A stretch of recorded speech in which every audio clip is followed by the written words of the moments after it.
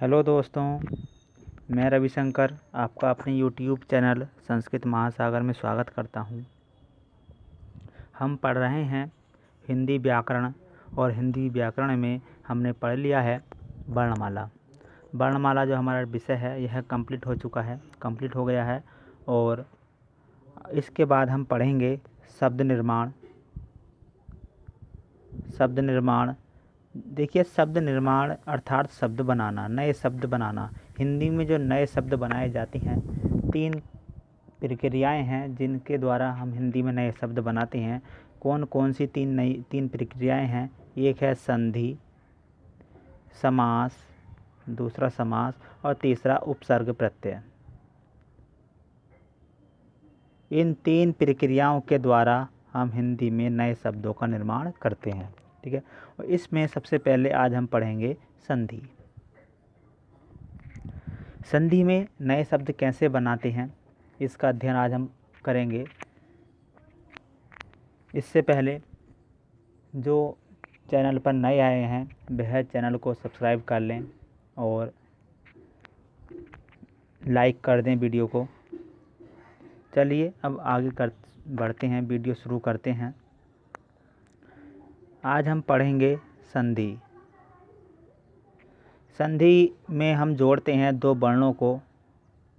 संधि में 2 वर्ण जोड़ते हैं। देखिए, संधि कहते किसे हैं? जब 2 वर्ण पास पास आ जाते हैं, 2 वर्ण पास पास आ जाते हैं और उनके पास आने से उन वर्णों में जो परिवर्तन होता है उसी को हम कहते हैं संधि। इस प्रक्रिया को हम संधि कहते हैं। जैसे मान लीजिए ई और आ 2 वर्ण हैं, ये दोनों वर्ण पास पास आ जाते हैं तो इनमें परिवर्तन स्वाभाविक है, परिवर्तन हो जाएगा। तो इसमें जो परिवर्तन होगा, पहले वाले वर्ण में परिवर्तन हो जाएगा, ई का हो जाएगा यहाँ पर यह। ठीक है, और उसके बाद में आ मिल जाएगा तो ये या बन जाएगा। ठीक, 2 वर्णों के पास पास आने से उन वर्णों में जो विकार होता है उसे ही हम संधि कहते हैं। अर्थात वर्णों के मेल से जो विकार अर्थात जो परिवर्तन होता है उसी को हम संधि कहते हैं। अब देखिए, जो परिवर्तन होता है, परिवर्तन की बात की गई है, या तो वह पहले वाले वर्ण में परिवर्तन हो जाएगा या दूसरे वर्ण में परिवर्तन हो जाएगा या दोनों वर्णों की जगह एक नया वर्ण आ जाएगा। ठीक है, मतलब परिवर्तन ज़रूर होगा। 2 वर्णों के पास पास आने से, मिलने से जो परिवर्तन होता है उसी को हम संधि कहते हैं। इस प्रक्रिया को ही हम संधि कहते हैं। ठीक है, क्या परिभाषा होगी? परिभाषा आप लिख सकते हैं, वर्णों के मेल से जो विकार होता है, जो विकार होता है उसे ही संधि कहते हैं। ठीक है, वर्णों के मेल से जो विकार होता है उसे ही संधि कहते हैं।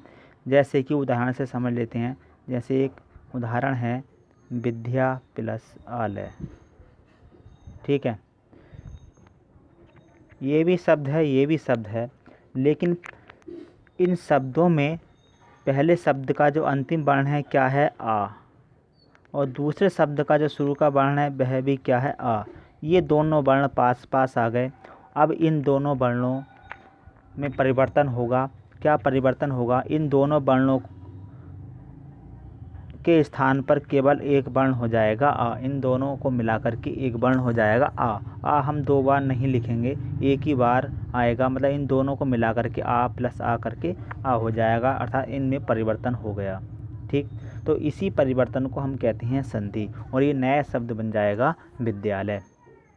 ठीक, तो संधि होती है वर्णों में, ना कि शब्दों में। इस तरह से प्रश्न आ जाए परीक्षा में कि संधि किस में होती है, वर्णों में, शब्दों में, तो यहाँ पर आपका उत्तर होगा वर्णों में संधि होती है। ठीक है, यहाँ विद्या और आलय की संधि नहीं है, आ की और आ की संधि है। संधि, अब बात करते हैं संधि किन किन स्थितियों में होती है और कौन सी संधि होती है। ठीक, अब देखिए, संधि होने के लिए ऐसा भी हो सकता है कि पहला वर्ण स्वर हो और दूसरा वर्ण भी स्वर हो। ठीक, या ऐसा हो सकता है पहला वर्ण व्यंजन हो और दूसरा वर्ण स्वर हो। यह ऐसा हो सकता है पहला वर्ण स्वर हो और दूसरा व्यंजन हो। यह ऐसा हो सकता है दोनों वर्ण ही व्यंजन हो। यह ऐसा हो सकता है पहला वर्ण विसर्ग हो और दूसरा व्यंजन हो। यह ऐसा हो सकता है पहला वर्ण विसर्ग हो और दूसरा वर्ण स्वर हो। ठीक, ये 6 स्थितियां हो गई। ये 6 स्थितियां हो गई हैं और इन स्थितियों में संधि होती है। अर्थात पहले शब्द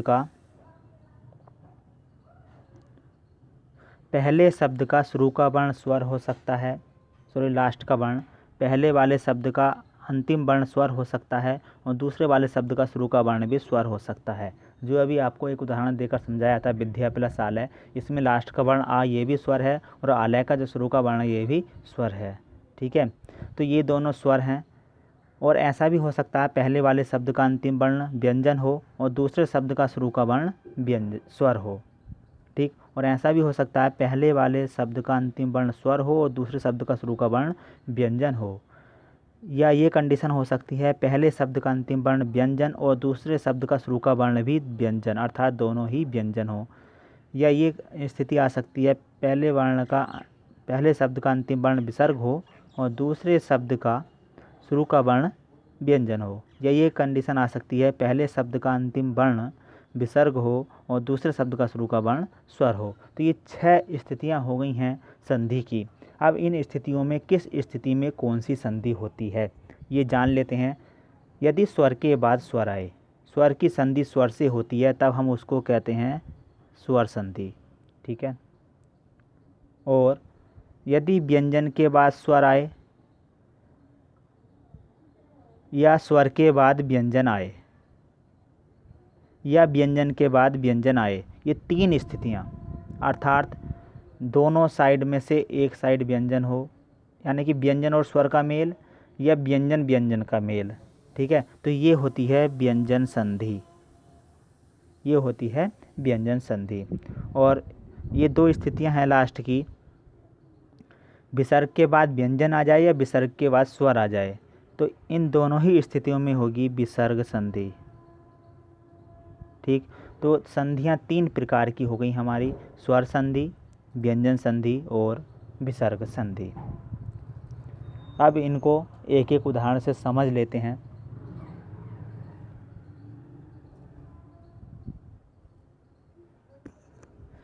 देखिए, सबसे पहले बताया था आपको स्वर के बाद स्वर।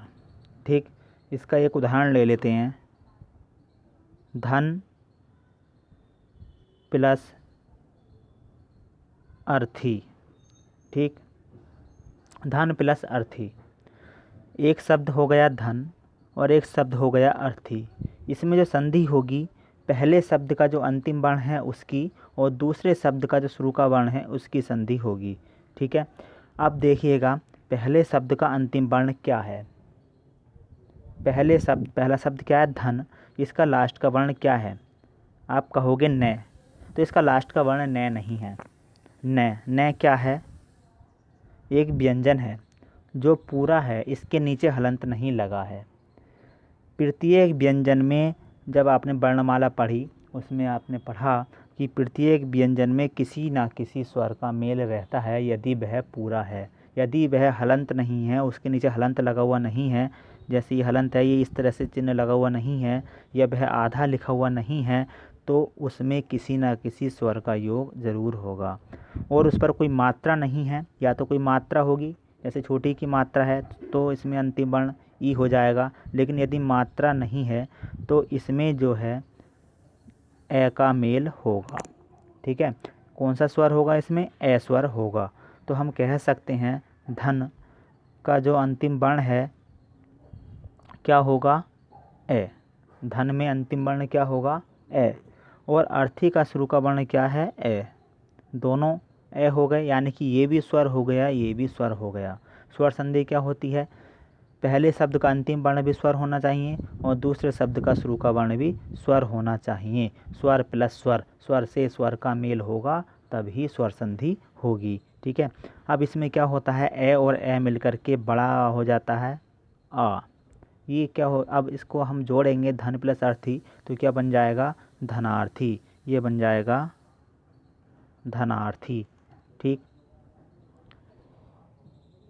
ये हो गया एक स्वर संधि का उदाहरण। अब देखिए व्यंजन संधि में 3 स्थितियां आई थी।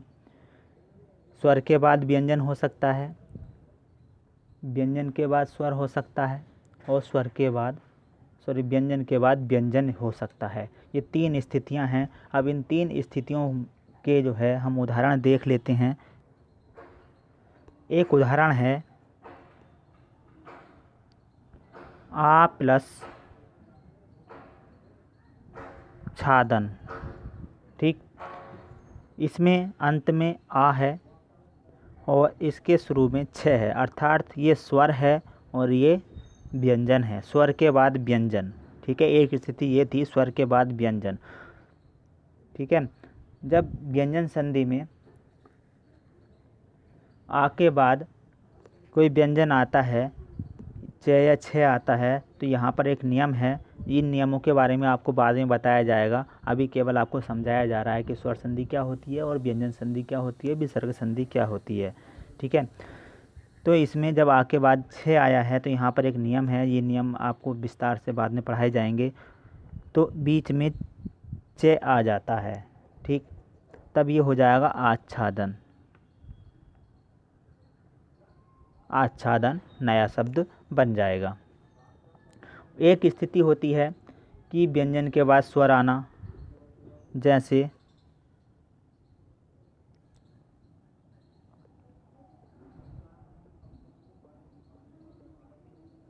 बाक प्लस ईस। इसमें देखिए बाक में अंतिम वर्ण क्या है, कै के नीचे हलंत लगा है। यदि हलंत नहीं होता लगा हुआ तब अंतिम वर्ण ए हो जाता, लेकिन हलंत लगा हुआ है तब यहाँ पर जो अंतिम वर्ण होगा क्या है, व्यंजन होगा कै, और ईस का जो शुरू का वर्ण है ई एक स्वर है। व्यंजन के बाद जब स्वर आता है, एक व्यंजन संधि की एक स्थिति ये भी होती है। ठीक, तो व्यंजन के बाद स्वर आना ये भी एक स्थिति होती है। इस स्थिति में भी व्यंजन संधि होती है। इसको जोड़ेंगे तो बनेगा बागीस, और ये बागीस कैसे बना इसके नियम आपको बाद में पढ़ाए जाएंगे। अभी केवल इतना ही समझ लीजिए। अब एक स्थिति होती है व्यंजन के बाद व्यंजन आता है, इसका उदाहरण है सत प्लस जन। सत में अंतिम वर्ण तय व्यंजन है और जन का शुरू का वर्ण जय, ये भी व्यंजन है, अर्थात व्यंजन के बाद व्यंजन। ठीक है, तो ये भी व्यंजन संधि का ही उदाहरण है। ये हो जाएगा सज्जन। ठीक है, नियम आपको बाद में बताए जाएंगे, पहले ही आपको बता दिया है। तो ये व्यंजन संधि की 3 स्थितियां होती हैं। इन 3 स्थितियों में व्यंजन संधि होगी। कौन सी स्थितियां हो गई, व्यंजन के बाद व्यंजन आएगा, या स्वर के बाद व्यंजन आएगा, या व्यंजन के बाद स्वर आएगा। इन 3 स्थिति में व्यंजन संधि होगी। अब आपका होगी व्यंजन संधि की परिभाषा क्या होगी। देखिए, व्यंजन का व्यंजन से अथवा व्यंजन का स्वर से या स्वर का व्यंजन से मेल होने पर जो विकार होता है उसे हम व्यंजन संधि कहते हैं। ये व्यंजन संधि की परिभाषा है। आपने पहले समझ लिया तो आप इसकी परिभाषा अपने आप भी लिख सकते हो। अब ये हो गई व्यंजन संधि। अब देखिए आगे विसर्ग संधि। विसर्ग संधि की 2 स्थितियां होती हैं। विसर्ग संधि की 2 स्थितियां होती हैं। विसर्ग के बाद या तो व्यंजन आएगा या विसर्ग के बाद स्वर आएगा। ये 2 ही स्थितियां होती हैं विसर्ग संधि की। जैसे कि उदाहरण है नी प्लस आहार। नी प्लस आहार, इसमें देखिए पहला जो ये शब्द है इसमें अंतिम वर्ण क्या है, विसर्ग है, और आहार का शुरू का वर्ण स्वर है। विसर्ग के बाद स्वर आया, ठीक, तो इस स्थिति में विसर्ग संधि होगी और ये बनेगी संधि निराहार।